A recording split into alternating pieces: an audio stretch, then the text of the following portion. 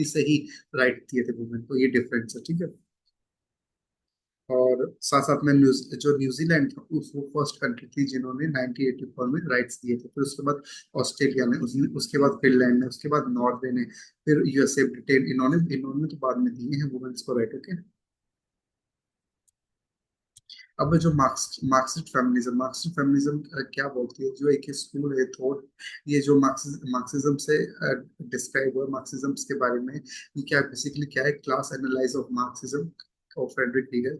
इन्होंने क्या किया, जो प्राइवेट प्रॉपर्टी है कैपिटलिस्ट मोड ऑफ प्रोडक्शन में, जैसे हीगल ने अपनी किताब लिखी थी origin of family property and state, यहाँ पे हीगल ने बोला था कि जैसे how the physical and sexual labour of women has been appropriate for reproductive care taking function of private property, मतलब वुमेन्स के बारे में बता रखा है कि they are for only for reproductive only, ठीक है। एंड दे उनके पास कोई भी प्रॉपर्टी का राइट्स नहीं है, they are only prepared for reproductive rights only. And बाकी के जो प्राइवेट प्रॉपर्टी है और जो फैमिली है उनको टू कौन केयर कौन करेगा, मेन मेन सोसाइटी जो मेल करेगा, ठीक है। बेसिकली इन्होंने उस किताब में ये लिखा था, ठीक है। और साथ साथ में यहाँ पे क्या है कि वो उनको सबॉर्डिनेशन, उनके सप्रेशन के बारे में भी ये उन्होंने ये बोला था कि जो ये सबॉर्डिनेशन है, ये जो सप्रेशन है जो वुमेन का, वो नेचुरल नहीं है, पर ये बना दिया गया है सोसाइटी में। सोसाइटी में ये अपीयर हुआ है, और किसको कैटल करने के लिए, पेट्रियार्की, पेट्रियार्की सोसाइटी को, ठीक है।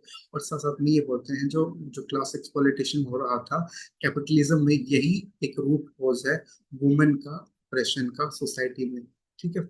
और इसको ये बोलते हैं कि हमें क्रांति लानी होगी, और जैसे हमने कैपिटलिस्ट क्लास को ओवरथ्रोन किया था, ऐसे ही हमें फ्रीडम वुमेन को भी ऐसे ही क्रांतिकारी लानी होगी, और फ्रीडम अपनी अचीव करनी होगी, ठीक है। ये मार्क्सिस्ट है। तो आपने पढ़ा होगा मार्क्सिज्म किसके बारे में बोलते हैं, रेवोल्यूशन, रेवोल्यूशन के बारे में बोलते हैं, क्रांतिकारी होनी चाहिए, ठीक है।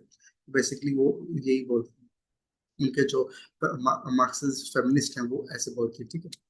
फिर सोशलिस्ट फेमिनिस्ट क्या बोलती है कि जैसे ये ट्रेडिशनल मार्क्सिज्म में स्टक हुए हुए हैं, ये बोलते हैं जो क्या जेंडर ब्लाइंड है, ये क्लास एनालाइज को फोकस करते हैं।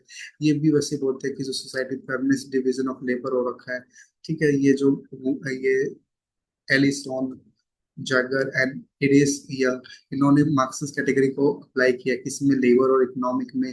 ये एड्रेस करते हैं कौन से क्वेश्चन को, जेंडर इक्वालिटी की हो रही है, ये इकोनॉमिक वुमेन क्यों इकोनॉमिकल डिपेंडेंस है, यही ये सोसाइटी यही बोलती है कि यही एक मेन कारण है कि वुमेन को सबऑर्डिनेट समझा जाता है, ठीक है। जिसकी वजह से क्या वो एक, अगर उनको सोशल इकोनॉमिकल अपॉर्चुनिटी फाइनेंशियल मिल जाए तो वो इंडिपेंडेंट रहेंगे, वो किसी पर सबऑर्डिनेट नहीं होंगे, जैसे मदरहुड एंड बॉन्डेज और डोमेस्टिकली, ये क्या एक लेबर वुमेन स्टेबल स्टेटस दिया गया है। फिर रेडिकल फेमिनिज्म, रेडिकल फेमिनिज्म क्या बोलते हैं कि वो 1990 में स्टार्ट हुआ है, और 1970 के दशक में है। और बेसिकली यहाँ पे क्या है कि पॉलिटिक्स को कैसे हम इन्फ्लुएंस किए जाते हैं, यहाँ पे वो क्या बोलते हैं कल्चर वैल्यूज कैसे वेस्टर्न सोसाइटी में डोमिनेट करते हैं। और साथ साथ में जो फेमिनिस्ट थे जो उनका वक्त था, और उन्होंने अपनी किताब में ही लिखा कि वुमेन जो है वो पैदा नहीं हुई है, वुमेन को बनाया गया है। वो कहाँ से इंस्पायर था, एक रेंज ऑफ लिटरेचर है जो क्या बोलता है, वो कंप्रिहेंशन क्रिटिक किसकी करती है, पेटियार की सोसाइटी का क्रिटिक करता है, जो केट मिलर है उसने अपनी बुक लिखी थी। उन्होंने भी क्या, जो पॉलिटिक्स है, politics not innocent but is maded by power, जो पॉलिटिक्स है वो इनोसेंट नहीं, पर वो किसके थ्रू, पावर रिलेशन के थ्रू और हायरार्की के थ्रू ऑपरेट की जाती है हर जगह। और साथ साथ में ये बोलते हैं कि अगर जो जो वुमेन का ऑपरेशन हो रहा है, जो वायलेंस वुमेन के खिलाफ हो रहा है, वो भी एक डोमिनेट कॉज है वुमेन को सबऑर्डिनेट करने का, ठीक है। और जो रिप्रोडक्टिव रिस्पॉन्सिबिलिटीज है, मदरहुड है, वो भी क्या है सोसाइटी में, क्या है वुमेन की जो कैपेबिलिटी है उनको कंसेप्शन करने के लिए, ठीक है। कि वो रखे कि वुमेन का तो बस यही काम है, ठीक है, कि बच्चे बच्चे की देखरेख करना और बच्चों को जन्म देना, ठीक है, यही इनकी जो है कैपेबिलिटी है। तो रेडिकल फेमिनिज्म बोलती है। जो ब्लैक फेमिनिज्म है, इनकी एक स्टेटमेंट है, ये यूनिवर्सल का एक क्वेश्चन में आ जाता है, ये यूनिवर्सल सिस्टरहुड के जो प्रिंसिपल है उसको मानती नहीं है, ठीक है। नो, ठीक है? ये जो यूनिवर्सल सिस्टरहुड का जो ये फैक्टर है, या वो उस चीज को ये मना करती है, ठीक है। नो, सॉरी, नो, दे, हाँ, they did not believe in universal sisterhood. Okay, कई बार क्वेश्चन में आ जाता है कि क्या ये यूनिवर्सल सिस्टरहुड में बिलीव करती थी, पर नहीं करती थी, ठीक है। And I can write here also if you need, तो इधर एक पॉइंट बना के डाल देते हैं। They did not believe in universal sisterhood. I hope it is clear. तो मैंने यहाँ पर रफ कर दिया, ठीक है। ये बेसिकली क्या है, एक नया वेरिएंट है, और बेसिकली ये जो क्या बोलती है, ये जो फेमिनिस्ट हैं, बेसिकली ये क्या बोलती है, ये कम्युनिस्ट, ये जो मॉडर्न टाइम पीरियड में है, ठीक है, मॉडर्न टाइम पीरियड की है। और बेसिकली ये क्या एक नया नया वेरिएंट लाती है फेमिनिज्म में। और साथ साथ में ये क्या बोलते हैं, देयर इज स्पेसिफिक इशू। ये बेसिकली क्या बोलते हैं कि सोसाइटी में ये मॉडर्न मॉडर्न जो प्रेजेंट टाइम है उसके बारे में एक ही नया वेरिएंट देती है फेमिनिज्म में, और ये कुछ और मुद्दे उठाती है, ठीक है। जो ब्लैक फेमिनिज्म है, ये रेसिज्म, ये जो रेसिज्म है, ये जो रंग रंग भेदभाव हो रहा है, ये जो रंग भेदभाव की भावना है, ये रेसिज्म के ऊपर इनका एक, ये इनका मेन उत्तम होता। जो ब्लैक फेमिनिज्म है, ये रेसिज्म को एक सेंटर ऑफ ऑपरेशन मानते हैं, कि वुमेन का जो डिस्क्रिमिनेट हो रहा है, किसके वजह से हो रहा है, कलर के बेसिस पर जो है वुमेन को डिस्क्रिमिनेट किया जा रहा है। और साथ साथ में ये चैलेंज करती है फेमिनिज्म, साथ साथ में ये चैलेंज करती है और इग्नोर करती है कि हमें जो रेडिकल डिफरेंस डिफरेंस हो रहा है उसको नहीं करना चाहिए। और साथ साथ में जो वुमेन है, उनके जेंडर से, जो उनके जेंडर पे भी उनका ऑपरेशन होता है, ठीक है।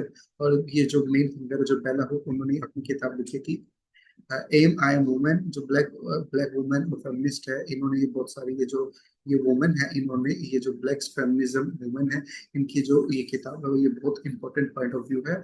और साथ साथ में क्या बोलते हैं, एक मिनट, ये अपना हो जाएगी लाइन। तो साथ साथ में ये जो इनकी राइटिंग है वो क्या शो करती है, रेसिज्म, जेंडर और क्लास ऑपरेशन के बारे में ये शो करती है, ब्लैक फेमिनिज्म का बेसिकली कंसेप्ट। और साथ साथ में ये क्या है, ये यूनिवर्सल सिस्टरहुड में बिलीव नहीं करती है, एक इनका मेन क्रिटिक ये भी है, ठीक है। और अब है post modern feminist. Post modern feminism क्या बोलती है, ये बेसिकली एक, ये फिलोसफी है फेमिनिज्म की, बेसिकली किस पे टॉक करती है, डाइवर्सिटी पे टॉक करती है। और ये मार्क कर दिया कि जो कैसी लाइफ है वुमेन की, और कैसे वो रह रही हैं, किस सोसाइटी की, मतलब जो वुमेन है अक्रॉस पूरे वर्ल्ड में, वो कौन कौन सी सोसाइटी में रह रही है, उनकी सोसाइटी के क्या कल्चर है।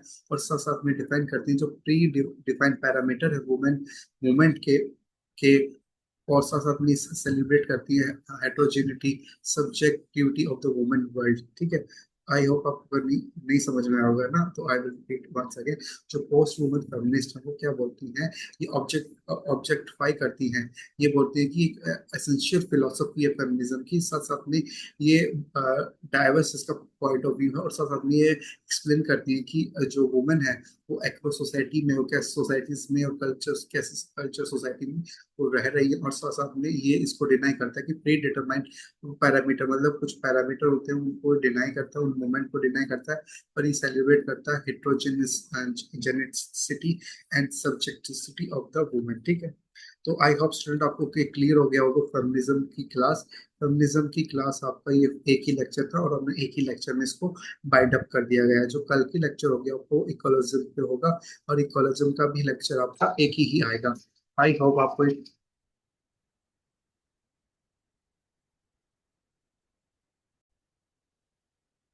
तो स्टूडेंट कल हम इकोलॉजिज्म करेंगे, उसके बाद हम करेंगे multiculturalism,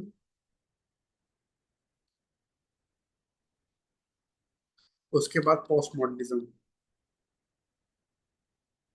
basically on I guess on third, yes, 3 October को वी विल सॉल्विंग, हम सॉल्व करेंगे PYQ 2018 से 2024 के यूनिट 1 के, ओके। ओके, ये आपका अपडेटेड है कि 3 अक्टूबर को हम PYQ सॉल्व करेंगे। वो क्लास थोड़ी बेसिक से बड़ी हो सकती है, उसमें हम 2028 से लेकर 2024 तक जो यूनिट 1 के PYQ हैं वो हम कवर करेंगे। तो आप इसको लेक्चर को अटेंड करना। और स्टूडेंट, एक और है बात है कि हम, ओके, अभी इसी लेक्चर में बोल देते हैं कि 4 अक्टूबर से कौन सी यूनिट स्टार्ट की जाए, यूनिट 2 या फिर हम यूनिट 7 स्टार्ट करें। मैं सोच रहा हूँ कि यूनिट 7 को स्टार्ट कर देते हैं, क्योंकि जो पॉलिटिकल इंस्टीट्यूशन इन इंडिया है ना, वो वॉस्ट यूनिट है, ठीक है। तो हम इसका क्या कर सकते हैं, इसमें हम जो लेक्चर है ना वो जैसे हमारे अब जो लेक्चर आते हैं वो अराउंड, हम एज्यूम कर लेते हैं हमारा मोस्ट तो हमारे 20 मिनट्स का तो होता है, 20 to 20 मिनट्स का ना। तो इसमें जो है हमारे बहुत सारे टॉपिक हैं, तो हम इसको क्या करेंगे, हम इसको शॉर्ट करेंगे। इसका हम लेक्चर 15 मिनट तक करेंगे, ठीक है। इसका जो लेक्चर है हम 15 मिनट का करेंगे। बेसिक से उसके पार्ट आते रहे, पार्ट 1, पार्ट 2, पार्ट 3। पर हम क्योंकि जो पॉलिटी है ना वो थोड़ा बच्चों को इंटरेस्टिंग बनाने के लिए, तो हम उसको 15 मिनट्स का करेंगे और हम प्रेजेंटेशन के थ्रू उसको कवर करेंगे। तो यूनिट 2 या यूनिट 7, ठीक है, हम तो एक ऐसे कर लेते हैं कि यूनिट 1 कर ली ना, तो पीछे से हम यूनिट 7, अब हम यूनिट 7 करेंगे, ठीक है। जब हमारी यूनिट 7 कंप्लीट हो जाएगी फिर हम यूनिट 2 पे आएंगे, ठीक है। फिर ऐसे यूनिट 8, ठीक है, ऐसे चलेगा, ओके। तो हमारी 4 अक्टूबर से जो हमारी क्लासेस हैं वो किसकी आएगी, यूनिट नंबर 7 की आएगी। ओके, आई होप आपको क्लियर हो गया वो। If you clear, please like share and subscribe to my channel, that is Paramjit Make Political Easy. And student, please subscribe to our channel, because अगर आप subscribe नहीं करोगे तो टीचर को मोटिवेशन कहाँ से मिलेगी। तो टीचर को मोटिवेशन मिलती है कि through the subscription, through the subscribe, through the likes, ठीक है, शेयर्स भी करा करो, ठीक है। और अपना प्लीज जो अपना पॉजिटिव फीडबैक है प्लीज आप जरूर दिया करो। और जिसको इस क्लास की पीडीएफ चाहिए वो भी प्लीज कमेंट, ओके। तो thank you, have a nice.